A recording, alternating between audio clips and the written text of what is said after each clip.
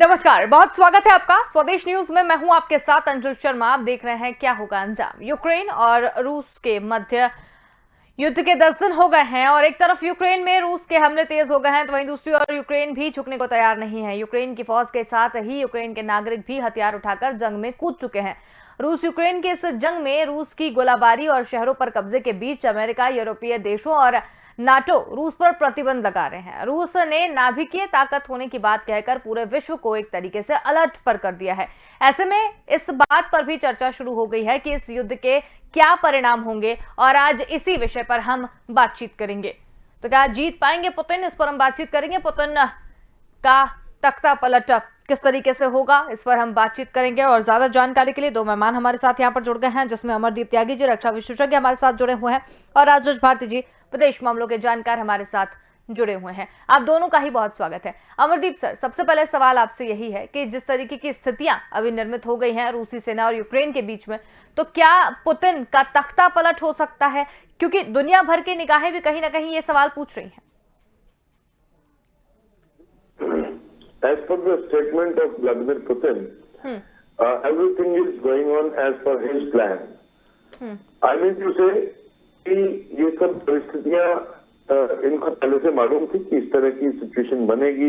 There will be resentment among the country. In fact, Russia is also having kind of resentment against war. Besides that, there are not many people are putting sanctions on Russia. Lot many things are going on.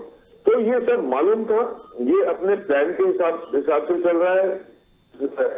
Already appreciated the security kind of thing can happen anytime. Because when you go to war, आपको सारी जो है चीजें देखनी होती है और ये समझ होता है इस तरह लोग उसको, क्योंकि जिस तरह का माहौल है सबको मालूम है कि पीपल विल रेज ऑब्जेक्शंस, है ना। इस तरह इंटरनेशनल जो पावर्स होंगी या ऑर्गेनाइजेशंस होंगे, they will put lot of sanctions, they will do certain activities like this. तो ये सब मालूम है और उसी हिसाब से वो चल रहे हैं। और जिस तरह स्मूथली इन द सेंस कि जैसे प्लान के हिसाब से सब चलते हैं कि without causing so much of colorectal damage या उस तरह, जिस तरह यदि आप सेकेंड वर्ल्ड वॉर की परिस्थितियों को देखें तो सेकेंड वर्ल्ड वॉर में बहुत ज्यादा जो आम पब्लिक थी उनका नुकसान हुआ था। लेकिन ठीक है, बिल्डिंग्स वगैरह गिर गई, नुकसान हो रहा है। लेकिन कंपैरेटिवली जिस तरह से वेटनरी आज के टाइम में है रशिया के पास और बाकी दूसरे देशों के पास, उस हिसाब से जो है कोलैटरल डैमेज कम हो रहा है। That means Russia is going with plan कि जिस तरह सर्जिकल एक ऑपरेशन होता है जिसमें कि सीधे सीधे मिलिट्री इंस्टॉलेशंस को आपने हाईजैक करना या उनको करना, या जिस तरह जो न्यूक्लियर रिएक्टर्स हैं उनको काबू में ले लेना, सो दैट हेल्प से जो है यूक्रेन जो है कोई न्यूक्लियर वेपन ही तैयार न कर ले या समथिंग लाइक दैट, या किसी तरह से उनको डैमेज होके बाद में दूसरी परेशानी न खड़ी हो जाए। तो इस तरह के जब प्लान से चलता दिखाई देता है तो ऐसा लगता है कि they are going to capture Ukraine easily and वो अपने जो है काम से जिस तरह हैं उस तरह वो इसको कैप्चर करके ही छोड़ेंगे, उससे पहले रुकने वाले नहीं है।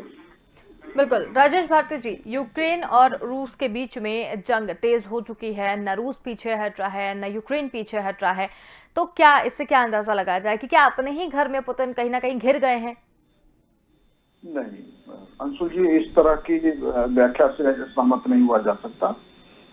तो युद्ध जितना भी लंबा चले, लेकिन रूस की जो सामरिक तैयारी है या रूस का जो रक्षा तंत्र है वो यूक्रेन की जंग को बिना जीते रुकने वाला नहीं। वो पुतिन तानाशाही है, मैं तरीके से देश को चला रहे हैं, ये लोकतंत्र पे आक्रमण है, ये मानवता के विरुद्ध, ये सारी बातें मैंने ही आपके चैनल पे पिछले चर्चाओं में मैंने बोला है। लेकिन सवाल है कि क्या रूस पीछे हटेगा? नहीं, रूस पीछे नहीं हट सकता और पीछे हटने का कोई कारण नहीं है, क्योंकि यूक्रेन तो लगभग आप मान के चलें कि वो अब रूस की सेना के नियंत्रण में है। इसलिए अब पुतिन का पीछे हटने का कोई मतलब नहीं है। और लड़ाई लंबी तो होगी निश्चित रूप से, क्योंकि जो है यूरोप तो ये चाहेगा कि यूक्रेन एक जंग का मैदान बन जाए जहां रूस को जो है पराजित किया जा सके या रूस कदम पीछे खींच ले। रूस के पराजित होने का मतलब है कि युद्ध लंबा खींचना भी पराजय माना जाएगा, लेकिन अंततः यूक्रेन की जनता पश्चिम के इस रंगमंच तैयार करने के जो प्रयास हैं, युद्ध का एक रंगमंच बनाने का जो यूक्रेन का प्रयास है, मुझे लगता है यूक्रेन की जनता इसमें लंबा साथ देने को तैयार होगी। अभी यूक्रेन की जनता को यह लग रहा है कि हम युद्ध रूस के हाथों हारने से बचने के लिए जो मदद हमें आ रहा है वो मदद हम ले लें और आगे हम कोई इसकी कीमत ना चुकाएं, तो ये जो है नहीं, उसकी कीमत चुकानी पड़ेगी। और यूक्रेन ने पहले से ही वहां के सत्ता तंत्र ने गलती कर दी है। वो नाटो के साथ जाने का फैसला, यूरोपियन यूनियन ज्वाइन करने का फैसला, यूक्रेन नाटो जब ज्वाइन करने का फैसला कर रहा था तो उसी समय यूक्रेन को ये सोचना चाहिए था कि इस फैसले में जो है के परिणाम क्या हो सकते हैं, क्योंकि पुतिन बार बार ये धमकी दे रहे थे। तो इसके परिणाम को लेके जिस तरह से इग्नोर किया गया इसके परिणाम को, तो ये तो होना ही था और ये जो है अवश्यंभावी कदम जैसा है, क्योंकि हर कोई भी एक मजबूत देश अपने पड़ोस में जो है किसी सुरक्षा तंत्र या किसी ऐसे तंत्र की उपस्थिति में जाएगा। बिल्कुल अमरदीप सर, जी राजू जी अपनी बात कंप्लीट कीजिए। जी, मैं यही कह रहा था कि यूक्रेन पे रूस का कब्जा हो जाएगा और इसको लेके जो है दुनिया में जितनी भी वेस्ट की मीडिया जो भी फैलाना चाहे फैला ले, लेकिन अंततः रिजल्ट यही आएगा कि यूक्रेन रूस के कब्जे में होगा। उसके बाद जो है यूक्रेन में वो वहां सत्ता तंत्र स्थापित की जाती है या उसे रूस का हिस्सा बनाया जाता है, ये पुतिन के इस कदम के बारे में अभी कयास नहीं लगाए जा सकते और जो कयास होंगे वो निश्चित नहीं होंगे कि ऐसा हो ही जाएगा।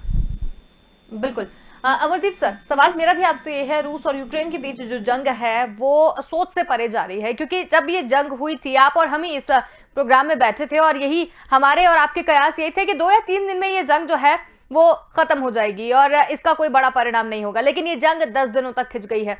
अब जो परिणाम निकल के सामने आ रहे हैं, क्योंकि यूक्रेन के सिविलियंस भी नीचे उतर आए हैं और वो भी दो हाथ करने के लिए तैयार है रूसी सेना से, तो जो चीजें निकलकर सामने आ रही है ये बिल्कुल सोच से परे जा रही है। तो क्या इसे समझा जाए, क्योंकि ना तो रूस पीछे हट रहा है और ना ही यूक्रेन पीछे हट रहा है, तबाही दोनों तरफ बराबर हो रही है।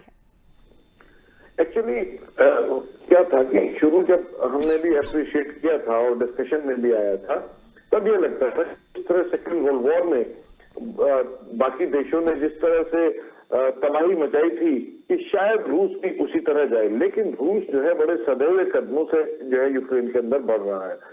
वो उस तरह नहीं, यदि वो जैसे उनके टैंक जा रहे थे वो चारों तरफ से they were not moving in fighting formation, वो एक सिंगल फाइल में सड़कों से साथ साथ जा रहे हैं, they could have move along the fields, और वो जो रास्ते में आने वाले शहरों को, गांव को या जो भी सिविल रहायशी इलाका थे उन सबको तबाह करते हुए वो उसको कैप्चर कर सकते हैं, या सीधे सीधे जो कीव की सेक्रेटरी है यानी कि राष्ट्रपति भवन है वो सीधे सीधे बम्बार्डमेंट करके उसको तबाह कर सकते थे, लेकिन उस तरह दिख नहीं रहा है। जो पुतिन का जो काम करने का तरीका है, जो लड़ाई का जो तरीका है, वो टोटली उस तरह जा रहा है कि जैसे ये उस पब्लिक को कम से कम नुकसान पहुंचा के वहां के जो तंत्र को सीधे सीधे कैप्चर करना चाहता है, तो उस कारण से लड़ाई लंबी खींच रही है। अदरवाइज यदि अपने फुल माइंड के साथ रशिया चाहता कभी भी यूक्रेन का कब्जा कर सकता था। अब दूसरा रही सिविलियन फाइटर्स की बात, जिस तरह सुनने में आ रहा है कि करीब 60,000 जैसे Ukraine living outside the country they also केम। उसके अलावा रशिया की तरफ से दे आल्सो जॉइंड इन, जो रशिया की तरफ से लड़ाई लड़ रहे हैं, इस तरह का भी सुनने में आ रहा है। तो ये ऐसा लगता है कि थोड़े बहुत दिन या इवन आफ्टर या जब रशिया का पूरा कैप्चर भी हो जाए उसके बाद भी कुछ समय तक के लिए इस तरह की काइंड ऑफ इंसर्जेंसी और यू कैन से फाइटिंग इन सीरिया जो है इस तरह के छुटपुट घटनाएं चलती रहेंगी, हो सकता है ये लंबे समय तक चले, लेकिन जैसे ही रशियन जो फोर्सेस का कब्जा के मशीनरी पे हो जाएगा तो ये तो ज्यादा लंबे समय तक मेन जो वॉर है या बैटल है वो ज्यादा दिन लंबा नहीं चल पाएगा। बिल्कुल अमरदीप सर, लेकिन जिस तरीके से ये जो चीजें निकलकर सामने आ रही हैं, ये भी कहा जा रहा है क्योंकि परमाणु बम इस्तेमाल करने तक की बात जो है वो यहाँ पर कह दी गई है, तो क्या अभी भी कुछ लोगों का यही मानना है कि ये चीजें तृतीय विश्व युद्ध तक जा सकती हैं? तो इस पर क्या अंदाजा लगाया जाए, क्या इस जंग का अंजाम तृतीय विश्व युद्ध है? नाटो ने और अमेरिका ने अपने आप को पीछे खींच लिया है, उस तरह से लगता है कि ये तीसरा विश्व युद्ध टल जाएगा।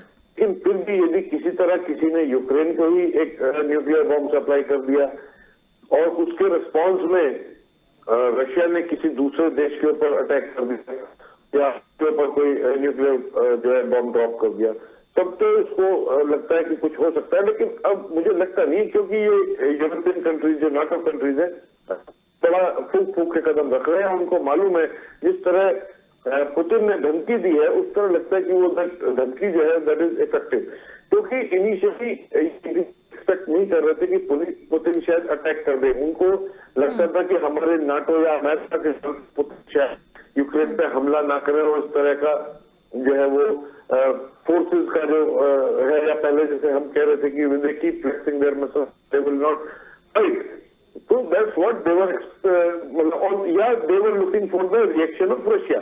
ऐसा लगता है कि वो रशिया का रिएक्शन देखने के लिए ये सब एक्टिविटी की हो या इस तरह का माहौल बना दिया हो। तो द थिंग इज कि जब उन्होंने देखा रशिया अपने पूरे के साथ वहां पे बैठा हुआ है, बार बार सबको धमकी दे रहा है कि यदि किसी ने भी इंटरफेयर किया तो I am ready to use my nuclear arsenal, तो कहने का तात्पर्य है कि फिर उन्हें क्लियर हो गया कि now Putin is clear in his aim कि भाई वो किसी भी तरह उसको कैप्चर करना चाहता है और नाटो को वहां आने नहीं चाहता, उसके लिए वो किसी भी एक्सटेंट तक जा सकता है। तो कहने का तात्पर्य कि अब उनको जब समझ में आ गया शायद वो इसमें इन्वॉल्व ना हो, और यदि वो इन्वॉल्व नहीं होते हैं तो आप समझिए कि फिर तीसरा वर्ल्ड वॉर यहीं पर रुक जाएगा।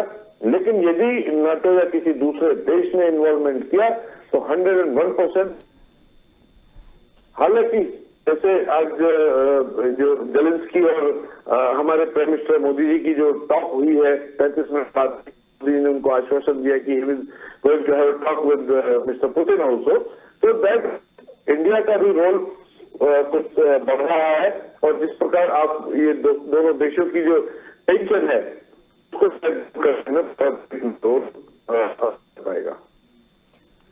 बिल्कुल राजेश भारती जी, किस दिशा में ये जा रहा है रूस और यूक्रेन का युद्ध, आपके हिसाब से आपको क्या लगता है? ये जो दिशा है वो यूक्रेन पे रूस की सेना कब्जा करने जा रही है, वो ये युद्ध उसी दिशा में जा रहा है। और हम इससे पहले सेकंड वर्ल्ड वॉर या फर्स्ट वर्ल्ड वॉर ने जो मानवता की त्रासदी और बाकी चीजें हुई है और जिस लेवल पे विध्वंस हुआ, ऐसा है कि उसके बाद बहुत सारे युद्ध को लेकर प्रोटोकॉल हैं। तो रूस जो है जनमानस के बीच, अंतर्राष्ट्रीय समुदाय का जो जनमानस है उनके बीच में जो है अपनी इमेज को लेके कॉन्शियस है। इसीलिए जो है गवर्नर साहब जो कह रहे थे कि वो जो भी बम्बार्डिंग कर रहा है उसमें अधिकतम ध्यान रखने की कोशिश कर रहा है कि सिविलियन कैजुअलिटी कम से कम हो। लेकिन जो पहले के युद्ध होते थे उनमें कोई सिविलियन कैजुअलिटी को बचाने को लेके कोई प्रयास नहीं होते थे और सिर्फ एक ही उद्देश्य होता था कि युद्ध जीतना। अब इस तरह से युद्ध नहीं लड़ा जा सकता। इराक, आप देखिए कि सेकंड वर्ल्ड वॉर के बाद कोई बड़ा युद्ध नहीं हुआ है जिसमें वेस्ट की दो बड़े पावर आमने सामने हो। यूक्रेन के पीछे तो निश्चित रूप से जो है सैन्य शक्ति के मदद के माध्यम से ही सही नाटो खड़ा है और रूस जो है यूक्रेन पे कब्जा के लिए संघर्ष कर रहा है या युद्ध लड़ रहा है।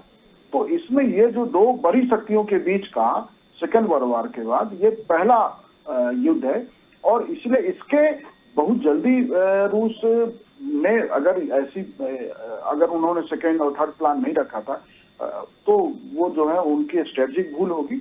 और निश्चित रूप से मुझे लगता है कि जब रूस की सेना यूक्रेन में गई है तो उन्होंने सेकेंड लाइन थर्ड लाइन भी प्लान किया होगा कि यदि पहले दौर में हम कब्जा नहीं कर पाते हैं, मतलब 2-4 दिनों में, तो फिर क्या होगा।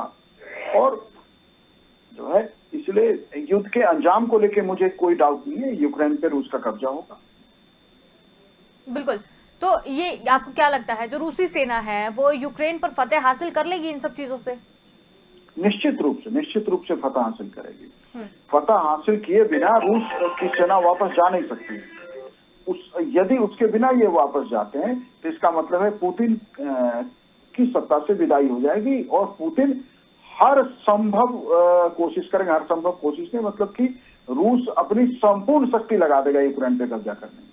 लेकिन उससे पीछे वो कदम नहीं खींच सकते, क्योंकि उससे पीछे कदम खींचने का मतलब ये, क्योंकि पुतिन वहां लोकतांत्रिक रूप से नहीं बैठे हैं। अंततः हम सब जानते हैं कि एक लगभग 2 दशक हो रहे हैं पुतिन को रूस में आए हुए, तो इतने वर्षों से वहां के सत्ता तंत्र में जन समर्थन के साथ नहीं बैठा जा सकता, क्योंकि उस तरह से लोकतांत्रिक प्रक्रिया रूस में काम नहीं कर रही है। तो पुतिन कदम पीछे नहीं कर सकता और युद्ध का अंजाम यूक्रेन पे कब्जा के रूप में ही सामने आएगा। बिल्कुल। अमरदीप सर, ये तो चली बात समझ में आ गई है कि किस तरीके से कब्जा यहाँ पर कर लेंगे, लेकिन एक बड़ी बात इन सारी चीजों में ये भी निकलकर सामने आ रही है कि पुतिन का उनके ही देश में जमकर विरोध वहां पर है, वो होता हुआ नजर आ रहा है। तो ये जब देशवासी भी नहीं चाह रहे हैं, यूक्रेन भी अपनी तरफ से चीजें, तो फिर ये चीजें हो क्यों रही हैं? मतलब पुतिन क्यों नहीं समझ पा रहे हैं इस चीज को? जो रशिया में जो विरोध हो रहा है और वो विरोध होने का कारण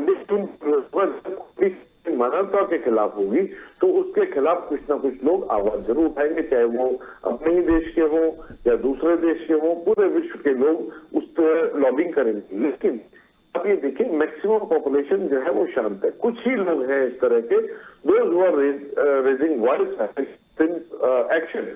तो बहुत ज्यादा पॉपुलेशन इस तरह की नहीं है कि जो बहुत ज्यादा इनका विरोध हो। ठीक है, थोड़ी बहुत पॉपुलेशन, थोड़े बहुत लोग होते हैं जो दूसरे एंगल से देख रहे होते हैं। उनको शायद जिस एंगल से पुतिन ने देखा या जिस एंगल से उनकी सुरक्षा एजेंसीज ने देखा कि यदि वहां पे हमला नहीं किया जाएगा तो रूस के लिए कितना बड़ा खतरा हो सकता है, ये शायद वो लोग नहीं समझ रहे होंगे, इस वो पुतिन का विरोध कर रहे हैं। वरना यदि आप एक राष्ट्र की सुरक्षा की दृष्टि से आप देखिए तो पुतिन का एक्शन एक तरह से यू कैन से कि एक वाजिब सा ऑप्शन है, क्योंकि उसके पास चांस नहीं रहेगा कि in spite of best of the efforts Ukraine was still forcing और you can say claiming to be part of NATO. और नाटो जो है रशिया के लिए खतरा हो सकता था और हो सकता था, होना ही था।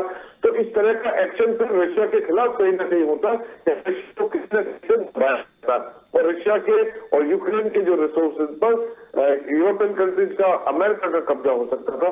तो उस अपने राष्ट्र में रखते हुए पुतिन ने ये एक्शन लिया है। तो जो लोग ये इस तरह का अप्रिशिएशन कर रहे हैं या जो इस तरह का विरोध कर रहे हैं, वो उनका देखने का नजरिया डिफरेंट हो सकता है। जिसके साथ पुतिन एक्शन ले रहे हैं वो एक कोई भी एक देश इस तरह का एक्शन लेगा। तो कहने का मतलब ये है कि ये सब जो है रशिया जो है ये यूरोपियन कंट्री और अमेरिका का जो है उनका रचा बचा काम है। उन्होंने ये सब प्लान किया है, उसमें यूक्रेन को झोंक दिया। अदरवाइज यदि वो उसको फोर्स ना करें, ना कहें कि तुम मेंबर बन जाओ या उस तरह की वहां पे एक्टिविटी ना करें, तो everything was going smooth till बहुत आराम से काम चल रहा था। रशिया वहां पे उनकी जितनी भी मदद हो सकती थी उतनी मदद कर रहे थे, क्योंकि after all they belong to the same progeny, एक ही परिवार के लोग हैं। यूक्रेनियन लैंग्वेज और रशियन लैंग्वेज में उतना ही फर्क है जितना भोजपुरी और हिंदी में, तो बहुत ज्यादा फर्क नहीं है। पॉलिटिक्स सेम है, वहां के लोग सब सेम है, सेम उनकी जीनोलॉजी सेम है और वो सदियों से एक साथ रहते आए हैं। इन स्पाइट ऑफ डिवीजन और डिसइंटीग्रेशन ऑफ यूएसएसआर, यूक्रेन और रशिया के रिलेशन वैसे ही अच्छे थे जैसे बेलारूस और रशिया के आज है। लेकिन पर यूरोपियन और ये नाटो और अमेरिकन प्रोपेगेंडा के कारण वहां पर जो एंटी रशियन सेंटिमेंट्स गए और लोगों को एंटी रशिया किया के वहां की जो प्रो रशियन गवर्नमेंट थी उसको उखाड़ा गया।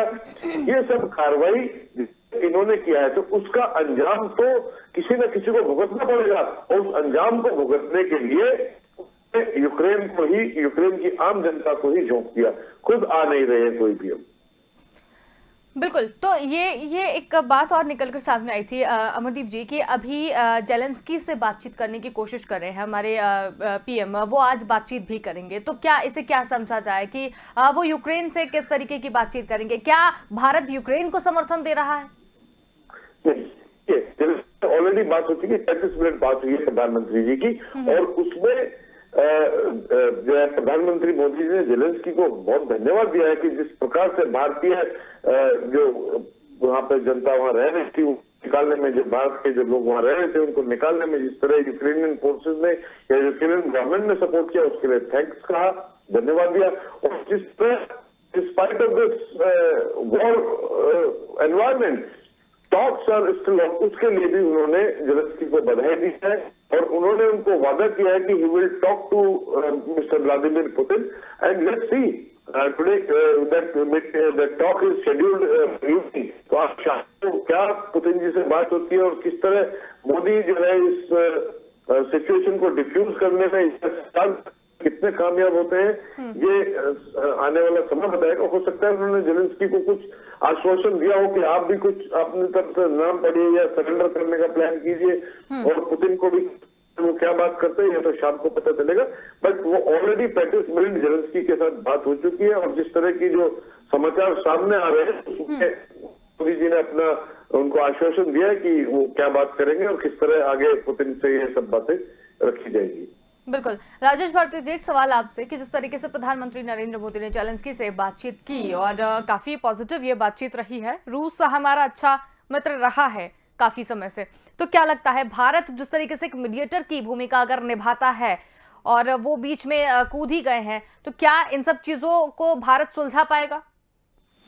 देखिए, मैंने पहले की बातचीत में और कल भी आपके चैनल पे मैंने कहा था कि भारत और चीन दो ही देश ऐसे हैं जो अभी रूस और यूक्रेन के इस संघर्ष में बातचीत के दरवाजे खोल सकते हैं या कोई समझौता करा सकते हैं, क्योंकि यूक्रेन के साथ हमारे संबंध खराब नहीं है और रूस के साथ हमारा संबंध दोस्ताना है। चीन की ये स्थिति है, तो चीन और भारत इन दो देशों को, दुनिया के देशों को आगे करना चाहिए, और यही दो देश है जो समझौता करा सकते हैं या युद्ध रुकवा सकते हैं, मानवता की और क्षति रोकी जा सकती है। जहां तक हमारे देश का संबंध है, हमारे देश की भूमिका तो महत्वपूर्ण है ही, और महत्वपूर्ण बनाया जा सकता है और बनाया जा सकता है। अंतर्राष्ट्रीय कूटनीति में भारत एक प्रभावशाली भूमिका अभी निभाने की स्थिति में।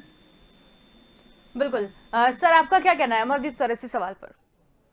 देखिए, ठीक है, मैं ठीक कहूंगा, लेकिन भारत ऑफ कोर्स जिस तरह से जेलेंस्की ने भारत के प्रधानमंत्री को फोन किया और भारत के प्रधानमंत्री को आश्वासन दिया कि वो व्लादिमीर पुतिन से बात करेंगे, तो उससे लगता है कि भारत इस मध्यस्थता में कराने में कामयाब हो सकता है और भारत का जो स्टेटस है वो बढ़ सकता है। और जिस तरह फ्रांस ने भी कहा है कि वो भारत को जो सिक्योरिटी काउंसिल में परमानेंट सीट दिलाने का समर्थक है, तो हो सकता है कि आने वाले समय में भारत जो है विश्व के ऐसे पटल पर उभर के आए जिसमें कि इसकी भूमिका जो है बड़ी मानी जाएगी। चलिए, तो ये बहुत ही अच्छी चर्चा यहाँ पर रही। आप दोनों ने समय निकालकर हमारे साथ जुड़े, इस पूरी चर्चा में शामिल होने के लिए बहुत धन्यवाद।